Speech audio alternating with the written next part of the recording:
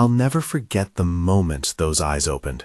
It was a small circle of light at first, the Maglite's beam cutting through a pocket of dark inside the mouth of a cave, and then a color I had no name for until I looked straight into it, an amber so deep it seemed to hold its own weather.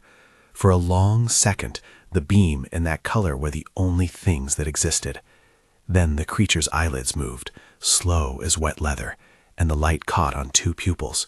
They looked back, direct, unblinking, like an old man who has been waiting for company and suddenly realizes he isn't alone. If you want the full story, stay with me. I'll tell you everything that happened and why I chose to keep it secret. I was 46 that September. I'd been in the field long enough to know how to pack a life into nylon and duct tape, Sony Handycam, spare VHS tapes, a tripod that never folded the way it was supposed to, a stack of cassette tapes for the Sony recorder, a topographic map folded down the center until it was soft as tissue, a Maglite that could temporarily ward off panic. Cascade Wildlife Productions had hired me for 2 weeks to film black bears on a management study for the state. The work paid enough to fix the brakes on my truck and cover my rent for a month, and the assignment came with a permit, paperwork that felt like permission to be in a place where most people didn't go. Marge at the general store wrote the permit stamp for me and handed over 3 Snickers bars with a look that was part pity, part amusement. "The forest keeps its own secrets," she said, sliding the change across the counter. "You mind what you find out there." She meant well. Everyone who lives near the Cascades has heard rumors and seen tracks at the edge of the logging roads. They'll tell you stories at the diner.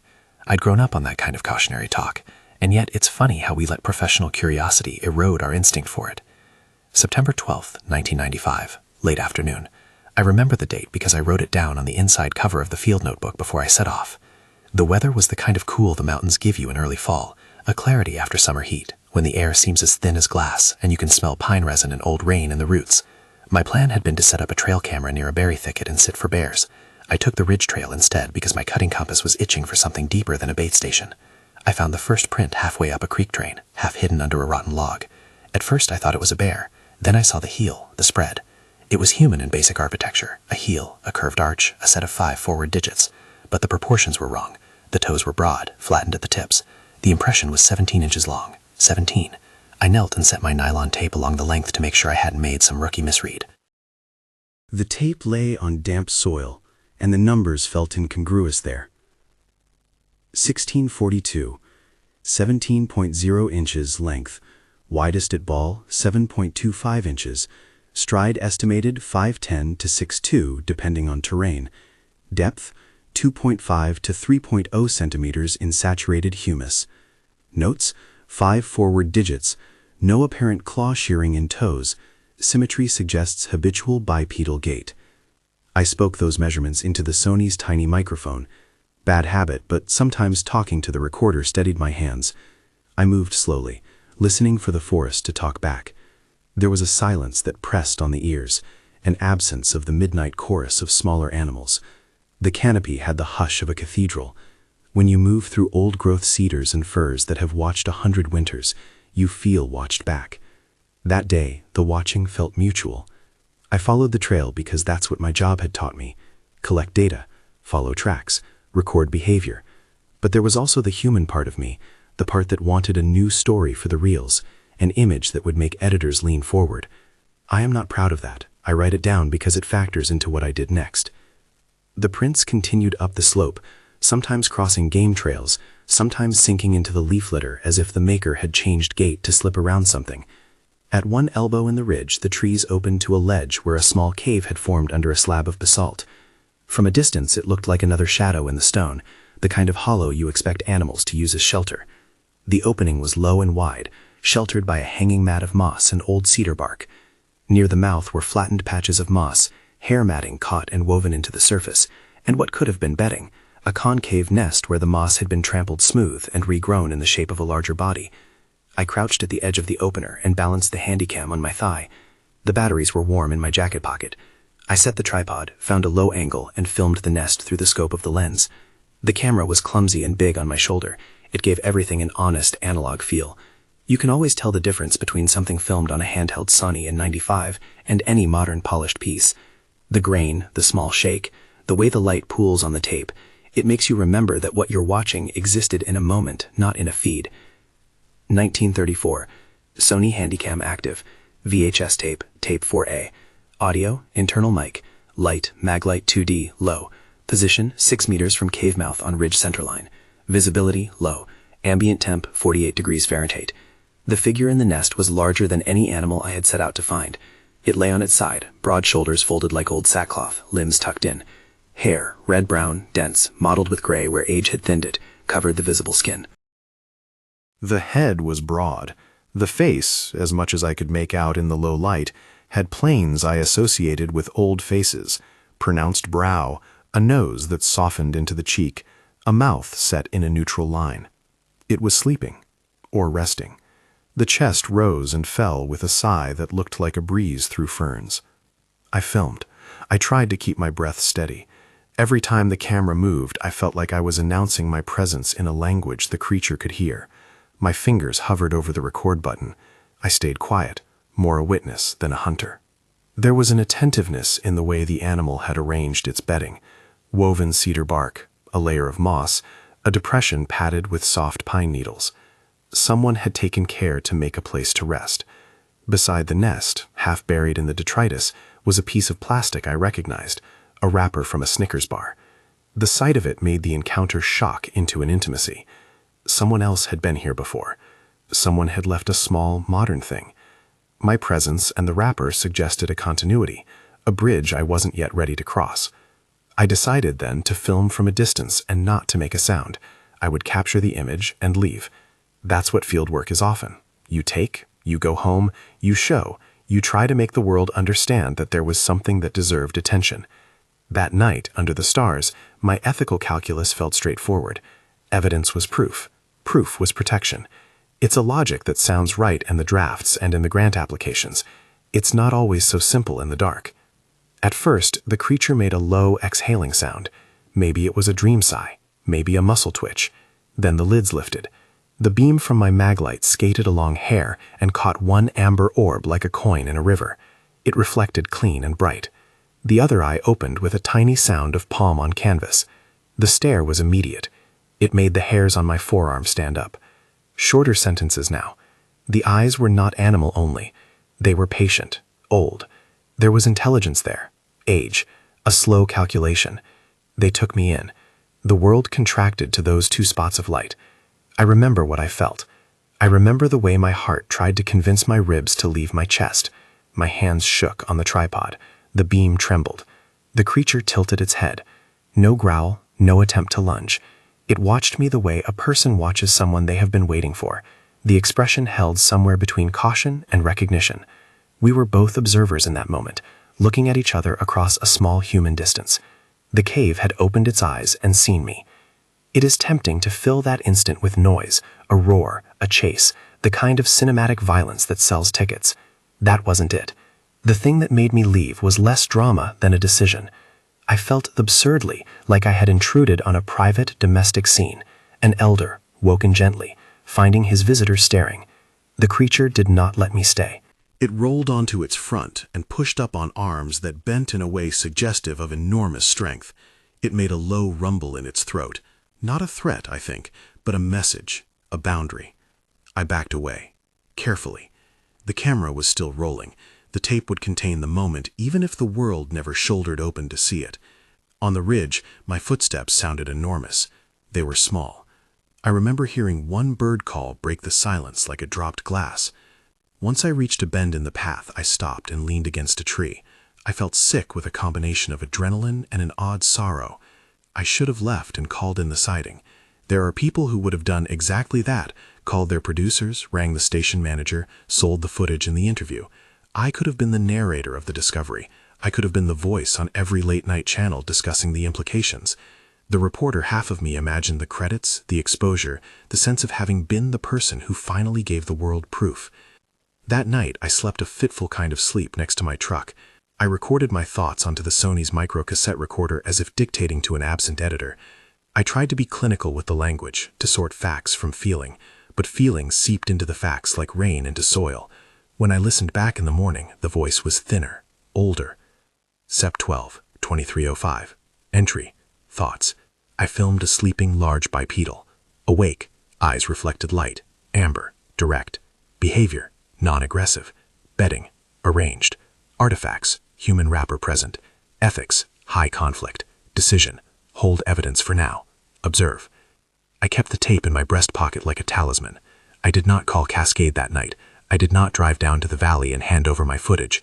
I parked my truck farther away than was necessary, as if the extra distance would help me be less of a threat. The next morning I hiked back to the cave with less bravado and more equipment, an extra set of tapes, a spare battery pack, a notebook, a thermos of coffee. I brought fewer things that would make noise and more that would let me see without announcing my arrival. Binoculars wrapped in wool, a small spotting scope, and the same Maglite now fitted with a cloth streamer to dim its edge. I told no one where I was going. What followed was not the straight arc I'd imagined for field documentation. The clips I captured in those first hours were raw and honest. The sleeping form, the slow opening of eyes, a hand, enormous, hair-coated, the size of a small canoe oar, that fussed with the wrapped Snickers wrapper as if testing its value. The creature's fingers worked with a nimbleness that contradicted the bulk of its body. It had, by the standards of my experience, a prehensile grace. That detail lodged in me. The ability to manipulate objects, to attend to small tasks, has a way of translating into mind in human terms. We loan our cognition to the dexterous.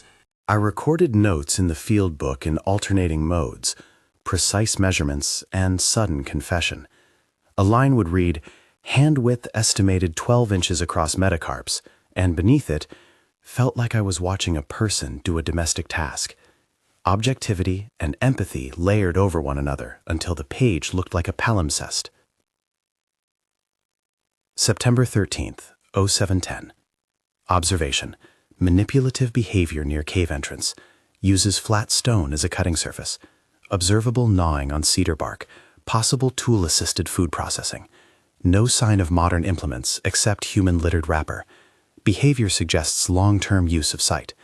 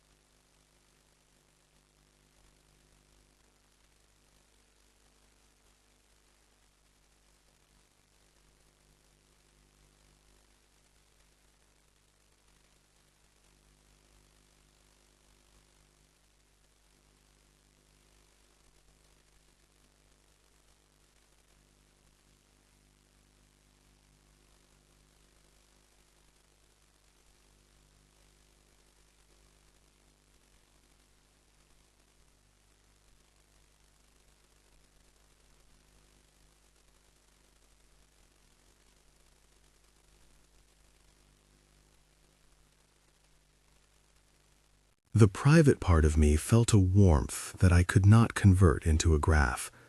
Night after night, I sat by my truck and rode that tug between wanting the footage to matter in the world and wanting to keep this life intact, unexposed. On the morning of September 15th, I did something that, in retrospect, was the hinge of the whole moral arc. I went into town, to Marge's, and I paid her to hold an envelope.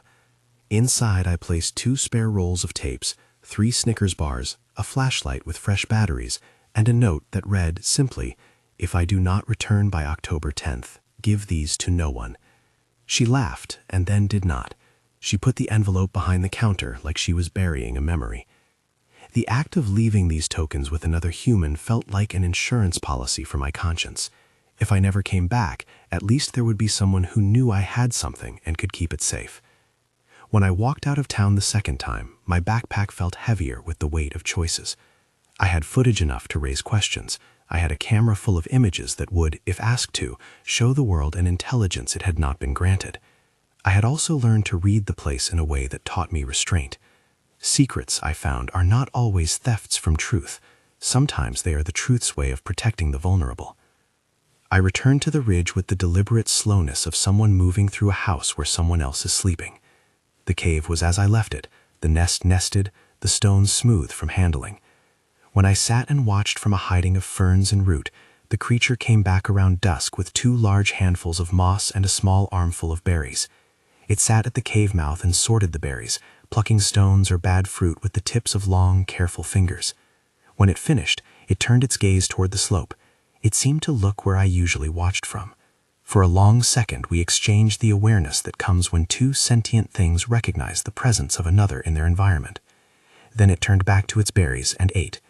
The simplicity of that gesture, to resume an intimate domestic habit in the presence of something other than itself, had the force of a blessing. I filmed less and I watched more. The tapes I carried home would contain fragments, an eye opening, hands at work, the arrangement of bedding, a handful of blackberries offered and accepted. Those fragments were enough to make a case, but they were not, to my mind, everything. There were complexities you could not splice into a reel.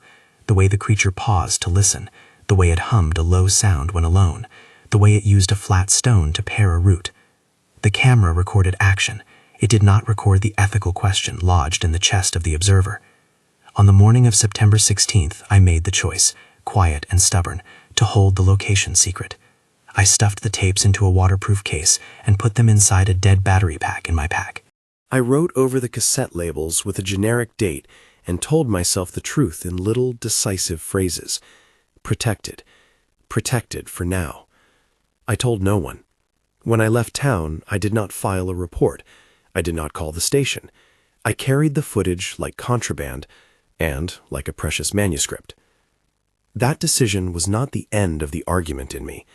I walked up and down the ridge arguing with myself like an idiot, balancing fame and protection like 2 coins on a scale. I thought about the interviews I would not give, the grants I might not get, the trips I might never take for lack of funding. I thought about the creature. It was not an abstract. It was not an ecological statistic or a myth I could monetize. It was a being, perhaps alone, perhaps old, who had arranged its life with a careful, unadvertised logic. I could imagine, in an absence of secrecy, blunderers with flashbulbs trampling the bedding, officials with nets, or worse, facilities with cages. I have watched communities fold under the weight of others' curiosity. I had seen bears ruined because someone wanted a trophy photo. I would not be the person who set that precedent for this one. My daily routine after that settled into a pattern that would come to define the weeks that followed. Come in at dawn, watch from a distance, film what was necessary, leave nothing I couldn't carry out, give a small gift, 2 or 3 Snickers at most, and place the rest on a rock when the creature was away. It was a quid pro quo that made sense to me. I told myself I was practicing a kind of stewardship. Still, questions gnawed. How long could I keep the secret? Was secrecy a kindness, or was it a lie by omission? What would happen if the creature was not alone? How many others had found this kind of life and chosen to hide? I wrote the questions down as if baptism could be done on paper. And then came the night that made the lines between observer and participant blur so thinly I could no longer call them separate. It was September 18th, and the forecast had been for a series of storms to roll through the Cascades. The air had that charged calm before rain, the kind that makes the smell of the soil rise like incense. I had intended to leave that morning to check a camera trap further down the valley, but the sky closed in on itself and the first fat drops began hitting the canopy by mid-afternoon. I slid my coat on and decided to make a short run to the cave, more out of habit than necessity. Habit is a kind of loyalty. The rain changed everything. It blurred paths, made dark everything it touched, and brought a pressure that seemed to reorder social contracts. In the thinning light, the creature was at the cave mouth, not tucked in, but sitting like a sentinel. When it saw me, it did not flee. It tilted its head and made a sound like a throat clearing. The sound had a rhythm I couldn't place, part announcement, part invitation. I stood there, soaked through the cuffs, and for reasons I still can't fully explain, I stepped inside. It was not a bold move. I did not stride in as if I owned the place. I ducked through the opening, feet careful, the small light from my Maglite making a pool in the damp air. The shelter smelled of wet cedar and moss, and something sweet that might have been old berries. In the dim, the creature looked smaller than it had in the open, not because it was less formidable, but because inside the cave the proportions shifted to more intimate measures. We were 2 bodies in a small orbit. I remember the moment it offered me a piece of cedar bark, not a handout, a sharing. It placed the bark on a flat stone between us and pushed some of the blackberries toward me with the side of its massive palm. Its hands were warm. The hairs on the back of my neck tingled with the sense that I was doing something prohibited and sacred. We ate in silence. When the first lightning split the sky and the cave trembled with thunder, the creature reached behind it and produced, improbably, a harmonica. I had left one in my pack months earlier on a whim, an old Hohner that had survived more weather than sense. It was a human thing, a small instrument you could pull a tune out of on a bus or at a camp. I had never expected it to appear in that place. I laughed without meaning to. It put the harmonica to its lips and breathed. The sound that came out was not a song I knew, but it had intervals, pauses, and a cadence like someone telling a long, slow story. I recorded it on the Handycam, though the tape would never do the tonality justice. There is something about music that makes time feel less linear. In that hour, sitting in a wet cave with a creature who had opened his eyes to me a week before, I felt history fold into a moment. When the harmonica stopped, the creature reached out and placed its hand on my shoulder. Not a grip, not an ownership, a weight, a presence. I felt in that portable pressure an exchange of trust. For the first time since the eyes opened, I allowed myself to respond not as a scientist with a camera, but as a man who has been hungry for connection. I did not film that exchange. I took a single photograph with a still camera, clumsy and black and white. It sits now in a box somewhere at my house, under the lens cap, a ghost with grain and brightness reduced to the simple shape of shoulder and palm. The photograph is inadequate and perfect for that reason. It cannot be used to explain anything to anyone. It only shows that it happened. When the rain stopped, I left before dusk. We did not speak. We had no shared language beyond gestures and small gifts, but the line between us had shifted. I returned to town with wet boots and a lighter heart and heavier conscience. Those weeks would unfold in ways I could not have predicted. I would spend mornings under ferns watching fingers work on roots, and evenings recording into the Sony, as if confessing a sin. I would find myself making choices about what to capture and what to leave as memory. I would hold footage in false battery packs and whisper to Marge about the weather, to keep my secret anchored in a place that was not mine alone. For now, though, at the end of the first stretch of days, after the cave opened its eyes and saw me, I was back in my truck on a narrow dirt road, leaving the ridge. I thumbed the tape from the camera into the case and felt the peculiar weight of having seen what I had seen. The reels in that case could have changed everything. They would not. I drove down the mountain slower than was practical. The valley unrolled like a book I had read before. I was different from the reader. My hands were steady on the wheel, but my mind was full of a question that would not let go. What do you do when you document something the world isn't ready for? I drove down the mountain the first time with the tape case clutched like contraband, but I did not leave the place. I came back. That is the strange geometry of obligations when you have been given an impossibility. You go away because you must prove to yourself you can leave it, and then you return because you cannot not be where it is. Over the next weeks, I built a rhythm that felt like a compromise between duty and mercy. September 19th, 0615. Weather, overcast. Notes, returned to ridge. Camera, tape 5B. Position, hide 12 meters east of cave. Observed departure, 0820. Returned 1340 with foraged items.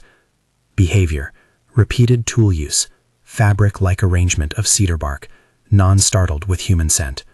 Personal note, still resisting need to report. I began each outing with small rituals that kept me honest. Check the batteries, count the tapes, say the date into the recorder. The Sonys grounded me.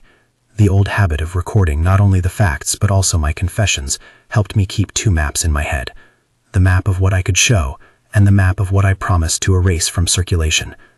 When I hiked in, I learned to keep my steps light, to avoid the brittle sound of dried needles underfoot. I learned to watch the wind as if it were a herald. What it carried could blow my presence like a scent line into the cave. The creature, I had started calling him Old Man in my notebook the way sailors nickname a stubborn current, continued to behave with a mixture of caution and domestic intent. He appeared to use tools in ways that suggested routine. A flat stone used to pare roots or rub down the outer skin of a tuber. Another rounded stone employed to crush seeds into meal, and often a long, thin sliver of cedar used to probe beneath bark. He manipulated these things with surprising finesse. Once, while I watched from a sheltered hollow with the spying scope, I saw him fashion a crude scraper from a broken piece of basalt. He held it between two fingers and drew it toward him with such care that the motion read like a practiced seamstress. Sep 21, 1430. Observation: deliberate tool manufacture and use. Evidence: split basalt used as scraper. Repeated motion suggests learned technique. Interaction: none. Personal: hands sweat when watching. Affinity and fear. There were habits that read as ritual. Old man kept the cave tidy, sweeping the mouth of loose needles with a broad palm. He arranged bedding in the same pattern: a cedar mat beneath, a layer of moss, a final nest of soft needles shaped to fit a large body. At times he would sit at the lip of the cave and make marks on a nearby young fir. At first I thought they were territorial scars, the sort of things animals do in competition. But the marks were regular, not haphazard slashes but a sequence of shallow scratches set in horizontal bands. Each band had a faint scar line, where bark had regrown. Each line lay at nearly the same height above the last. Once I traced my hand across them and realized they were not random. They read, in the language of wood, like a ledger. Sep 23, 0905. Tally tree. Series of horizontal scratches on sapling 1.8 meters from cave mouth. Depth: 0.5 to 1.0 centimeters. Spacing: roughly 6 to 12 centimeters. Hypothesis: repeated marking across seasons could indicate growth record. Old man latched on interactively. When I pointed, he tapped and brought my finger to the marks. The day I followed that tree with the scope, old man came close enough to watch me watch. He lifted one heavy hand and patted the tree where I had been tracing the lines, then pressed his fingertips to the bark and touched my knuckle with his thumb. The gesture felt like an offering of information. Later that afternoon, he took a small stone and with a slow, careful motion, added a new, shallow mark to the highest band. The act looked like someone updating a calendar. The more I observed, the more my language drifted toward human metaphors, because they were the only tools my mind owned to make sense of what I saw. I am careful in the record to say suggests and possible, but there is a difference between what I put on tape and what sat in my chest. Watching old man mark the tree made me think of counting years in the same way a farmer counts harvests, of measuring time in scars that both wound and preserve. When he brought my hand to the marks and then tapped his chest, a little guttural sound vibrating at the base of his throat, I had the absurd certainty that he was saying, in whatever language the forest holds, "I have been here a long time." There were also signs of age. His hair, once a more even chestnut, was threaded heavily with silver at his temples and along the outer curves of his arms. The way he rose from the nest had a measured slowness. One of his knees, from the angle of his gait, looked stiff in damp ground. I catalogued the scars on his forearms, old healed wounds, paler hair growing back across them, and the pucker on his lip that suggested a long-ago tear. Nothing about him read like a threat. The image in my mind was of an elder tending a narrow household in an immense wilderness. Sept 25, 1120. Behavior: grooming observed. Old man cleaned fur using hands and tongue. Used stone as scraper for a matted patch. Social cognition: reciprocal gift exchange observed. 1300. Small jam jar left. Blackberries returned. Those gift exchanges became the thread that braided us together. Once I left a small packet of strawberry jam wedged beneath a flat stone where he often sat. When I came back the next morning, I found 3 blackberries laid out on the stone in a fan, each berry carefully spaced, a simple geometric offering. The first time he accepted a Snickers I had left, he did not devour it as an animal might. He sat and unwrapped it, turning the foil slowly, tasting it as if he were sampling an unfamiliar spice. He bit, chewed with deliberation, then set aside half as if thinking the remainder might be for later. After that, he began to mimic some small human habits. He would bring a berry to the stone and, instead of eating it himself, push it toward where I sometimes sat. It was not language, but it was an attention that reached across the space between our species. Music, of all the things, became our most private grammar. After the rain that first time, the harmonica had entered his life as naturally as cedar enters the ground. Somehow he had found or recognized its purpose. He lifted it to his mouth and made long, low notes that smelled like far-off churches and looms and old highways. The first time he played in earnest, a pattern emerged. 3 notes that rose like a question and then fell like an answer. I answered back with my own breath, dumbly improvising a rhythm I had taught myself years ago when I sat around other campfires. He listened. He repeated. Rhythm turned into mimicry and then into interplay. If the tape captured anything like communion, it was those moments when his chest would rock with the inhale of a tune, when the small percussion of his teeth against the metal would make him smile in a way that showed more teeth than I expected. Sept 28, 1805. Musical exchange. Old man plays harmonica with pattern ABA. Observer attempts mimicry with low whistle. Interaction increases. Emotional note. I cried, silently, when he laughed in response to human rhythm. I taught him, in a way, small human games, not because I wanted to domesticate him, but because games are a form of trust. One afternoon, I found a round, flat stone and drew a simple grid with a stick in the dirt. 2 lines crossed to make 3 by 3 squares. Tic-tac-toe, childish and elegiac. He watched me show how circles and crosses might occupy space, and then with a slow finger, he carved a symbol into a corner square. He did not draw as I did. His mark had the weight of a glyph, as if a different hand had its own alphabet. He watched me, and then moved his massive thumb to indicate a square for me. We played badly and joyously until the sky turned a warning gray. There were moments when my training in observation and my heart's appetite collided dangerously. Once, on Sept 30, I followed him into the valley farther than I usually dared. He traveled with stealth that belied his bulk, stepping softly through the bracken, pausing to listen, plucking a forb, tasting it. I watched because I wanted to know what he ate, because documentation is the way I have always learned a stranger. He found a clump of roots, dug with a makeshift tine, and then, with an almost apologetic glance over his shoulder, he hacked at a stubborn berry cane to free fruit for me. He handed me a handful and tipped his head as if offering an explanation. I felt a foolish rush of gratitude and a fiercer heat, the recognition that I had come to be loved in a small particular way, and the knowledge that publicizing him would burn that like winter firewood. The tension in me never left, it simply shifted shape. Sometimes it took the form of practical worry. Would people show up with cameras and lights and hard questions? Would the site be damaged by well-intentioned researchers who did not understand the sanctity of concealment? Other times it was a quieter ethics. Did I have the right to decide unilaterally that secrecy was better than knowledge? There were nights I lay awake and recited as if by rote the possible outcomes until I convinced myself that secrecy was not just cowardice, but stewardship. I placed the burden of choice on my own shoulders and found that the weight of it changed how I moved through the world. October 2, 0745. Decision. Continue to protect. Rationale. Potential harm to subject outweighs personal fame. Tactical. Tapes hidden in dead battery pack. Marge has envelope. Personal note. Guilt and relief cohabit. There was one evening I will never forget because the valley answered him. He sat at the mouth of the cave just at dusk and breathed a long, low call that rose like smoke. The sound was not purely vocal. It vibrated into the trees. It echoed off cliffs and ran along the ridges like a message on a wire. It was a call that seemed to ask for something I could not name. Kin, perhaps, or simply company. I had never heard anything like it, not in the catalog of things I had recorded over decades. It had intervals that suggested syntax, pauses that acted like questions. For a moment I imagined other voices answering in the wood.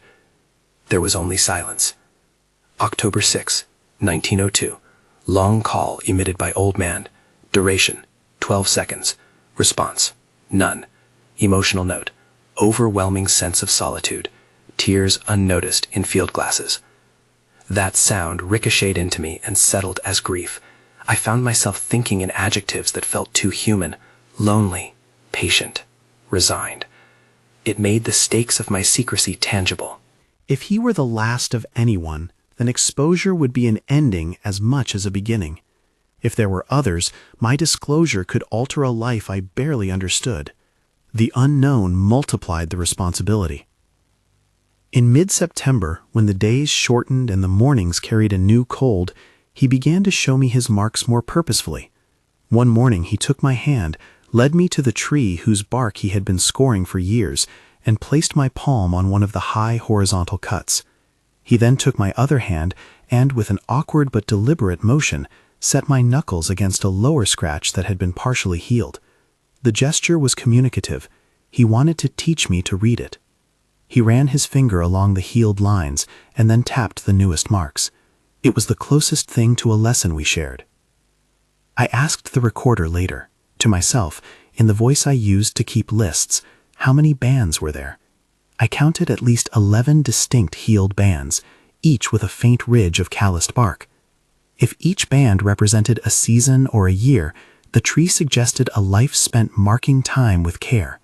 I could imagine him coming back year after year to add a line, to remember that a particular spring had been harsh, or that a summer had been a bounty. I wrote the possible interpretations in my notebook, and then underlined the word possible until the underline looked like a page of its own. As October dawned, my tenure on the ridge was reaching its planned end. The permit ran out. My obligation to Cascade Wildlife Productions required I report in person, turn over gear, and file my notes. I could have crafted a report that mentioned a curious family of tracks and a habitat use anomaly and left it at that. Instead, I found myself planning a different kind of exit. I would leave supplies. I would record a short personal message on tape, 10 minutes perhaps, and hide it with instructions that no one should open it. I would make arrangements with Marge to keep whatever I asked her to hold until the weather came or until I returned. October 7, 08 a.m. Permit and approaching. Plan. Depart early October 10th. Actions. Prepare cache of supplies. Make final observations. Record personal statement. The cache I prepared was a deliberate selection of small things that might matter. A wool blanket I rolled tight in waterproof canvas, a pair of heavy socks, a sealed tin of pemmican-like rations I had packed for myself, a spare Maglite with fresh batteries, an extra harmonica, old and scuffed, a small first aid tin with a clean bandage and antibiotic taps, not heroic supplies, but enough to show care. I wrapped the bundle in cedar bark and left it in a hollow under a downed root where he sometimes stored odds and ends. Beneath the cedar I left a note folded in oilcloth that read, in my careful, blocky hand, only 3 words, for old man. The phrasing felt ridiculous and true all at once. On October 8, I recorded a statement to the camera that I would not show anyone. I said into the lens, thin with feeling and fatigue, that I had chosen protection over fame. I said that there are some discoveries that the world is not ready for, and that some truths are acts of tenderness rather than triumph. I told whatever listener might someday hold that tape that my decision had been difficult, and that anyone who took the place from him would have to reckon with the lives lost to a knowing. I do not know who, if anyone, will ever see that tape. I labeled it generically and tucked it deep into the trap of my pack, where only a person who really knew me would pull it out. I am still not sure whether that made me saint or coward. Probably both. The last morning I spent beside him was brittle and bright. The light cut the moss into pieces, and frost had left lace along the curled edges of the cedar needles. I walked to the cave with the pack looser than it had been earlier in the month. Leaving felt like unfastening an old belt. He was sitting at the mouth, hunched in that way that made him seem like a boulder that had learned to listen. He did not look surprised to see me. He looked instead like someone who had been waiting for a conversation that he already knew the terms of. We did not say words to one another. I set the blanket down and pushed it toward the inner hollow. He sniffed it, a human mannerism, the nose curving inwards to examine, and then sat on it, folding his legs in a way that made me think of a child tucking into a bed. He took the spare harmonica and put it on the stone between us. Then, slowly, with the care of a ritual, he placed his palm, rough, calloused, warm, against my shoulder. The touch was not a theatrical farewell. It was a settled compact. I placed my hand over his as if in a handshake that had the weight of covenant. Our hands looked mismatched, his larger and furred, mine thin and calloused in a different way. For a moment I thought I might weep. The thought of leaving him behind in a world that might not know how to look kindly at what it finds was almost more than I could bear. But then the awkwardness of living inside a secret eased into something like peace. The pledge was unsaid but mutual. I would guard, he would remain, and the valley would keep the truth like a bright stone under its leaves. We shared one more simple exchange. He reached into a nest of bark and pulled out a small bundle wrapped in leaf. It was a handful of dried berries, compact and sweet. He pushed them toward me and then nudged my hand with a knuckle as if to instruct me to take one more than the rules required. I laughed, a sound that came from somewhere near the belly, and ate the berry with him. The sweetness was ordinary, country and weathered. Nonetheless, it tasted like a sacrament. I left that afternoon. I walked back to my truck with the weight of my pack and the greater weight of what I carried inside me. I did not look back at the ridge until I crossed the road and the trees opened to the valley. When I finally turned and saw the outline of the ridge, the cave slanting like a mouth, I felt the press of an old grief, and also a gratitude so large it nearly made my chest ache. I had been allowed to witness, and that witnessing had changed me. It had not granted me the kind of fame I once imagined, but it had given me a story that no press could distill without breaking into fragments. October 10, 7 a.m. Departure. Leave ridge. Pack. Tapes hidden. Cache placed. Last recording stored. Emotions. Tearful, but resolved. Promise. Return. I kept my promise to myself about the confidentiality. I filed my formal paperwork with Cascade and wrote my notes in a way that documented the assignment without betraying location specifics. I told them about bear activity and habitat conditions and gave them tapes of what they had contracted me to film. I did not mention the cave. The omission felt enormous and ethical at once. Back in town, Marge took my envelope like a priest taking a relic. "You sure about this?" she asked, her voice low. I told her I was. She raised an eyebrow and pushed the packet back under the counter where she kept her cigarettes and her ledger. "You come back," she said. It was a command and a benediction. The footage I kept is a strange mixture of grainy acknowledgement and private memory. The tape that begins with a Maglite beam sweeping across hair and ends with an empty nest is, in its ordinariness, an argument about what deserves the world's attention. I have shown the clips to a few trusted colleagues in blurred form, not to out him, but to test my decision against other moral compasses. They have nodded and hesitated, and sometimes said things that made me want to smack them for their clinical detachment. That response has taught me to be more careful with whom I trade pieces of a secret. Years have passed since that October. I have made other trips into the Cascades, sometimes under the pretense of other assignments, sometimes simply with a reverence that had nothing to do with cameras. I can still feel the imprint of that first handshake in my palm on cold nights, when my hands tingle with the memory of another warmth. The harmonica's opening note, the way it catches the roof of your mouth and then spills into the air, is the sound that brings me back in memory more than any visual. Smells do it too. The wet cedar after a fall rain, the faint sweet aftertaste of a blackberry skin.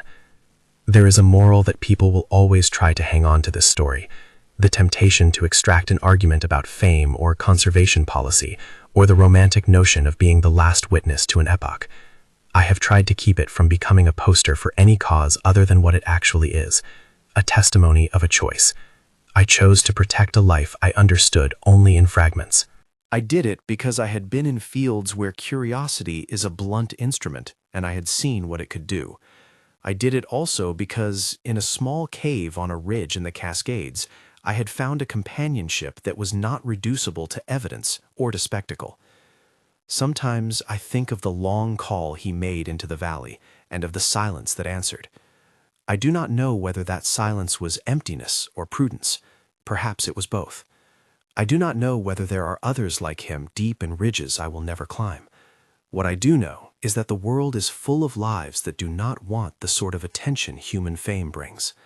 Sometimes kindness looks like the willful refusal to publicize. Sometimes it looks like a blanket left under a root. I have been asked by those who heard the rumor and by a handful of wide-eyed newcomers at seminars whether I regret not telling the world. The answer is complicated. There are times I wake with a cold finger of doubt. I can imagine the good that might come from scrutiny, protection through law, sanctuary, scientific interest that could secure a life. My training whispers those possibilities into my ear. But then I remember the way he looked at me with the amber of patience. I remember the way he tapped the tree and the way he played the harmonica like someone retelling a small, old story. I remember his hand on my shoulder when thunder rolled. Those memories are the ledger that balances the books of my conscience. If I have a hope now, it is smaller and less public than the applause of a film festival. It is this: that some things are owed to beings simply because they exist, and that humans, with their great appetite for spectacle, can also choose restraint. There is nobility in looking and not taking. There is also humility in leaving a place better than you found it by the modest measure of harm avoided. I keep the footage safe because memory can be weapon and medicine. I hold it in a box that smells faintly of cedar and tape glue. I watch the clips sometimes, alone, not to relive the shock of the eyes opening, but to remember the cadence of the interactions, a hand offering, music answered, the tapping of a tree that reads like a life in marks. Those pieces of tape are not trophies, they are a ledger of promises. I am not a zealot or a saint. I am a man who watched a being older than my career choose a modest kind of company, and who then chose to protect that company from a world that is often more curious than kind. I keep my visit as a private liturgy. I do not speak of the cave's location because I promised. I do not write speculatively about population counts or origin stories because my aim was not to classify, but to be compassionate. I cannot, in good conscience, tell others how to feel about secrecy. I can only tell my story and the reasons I kept it as a lock rather than as a bell. There is one final thing worth saying, though it is small. On my last day on the ridge, he did something that was, perhaps, the most human of all. After we shared the dried berries and the harmonica lay quiet, he reached into a hollow and produced a small, smooth rock. He pressed it into my palm. It was warm from his hands and carried a faint scent of cedar and smoke. Or perhaps that was only the iron smell of being in the same cave. He looked at me, long and plainly, and then with a gesture I understood as both thanks and plea, he touched my chest lightly. I put the rock into my pack, and when I later opened it, I kept it on my desk. It is not valuable in any known currency. Its worth is private and perpetual. On nights when the world seems less kind, I turn it over in my fingers and remember the amber of an eye and the small pressure of a hand on my shoulder. That object, silly and sacred, anchors me to a choice I have tried to live by, that some discoveries are stewardship, not spectacle. If you are still with me after all of that, if the story of a man and a creature in a cave has stayed with you, I will close by saying only what I said into that orange dawn when I left the ridge. There are some things the world is not ready for, and when you find them, choose tenderness. If you want more long-form encounters like this one, subscribe, and you'll find other stories that ask the same small questions about wonder and restraint.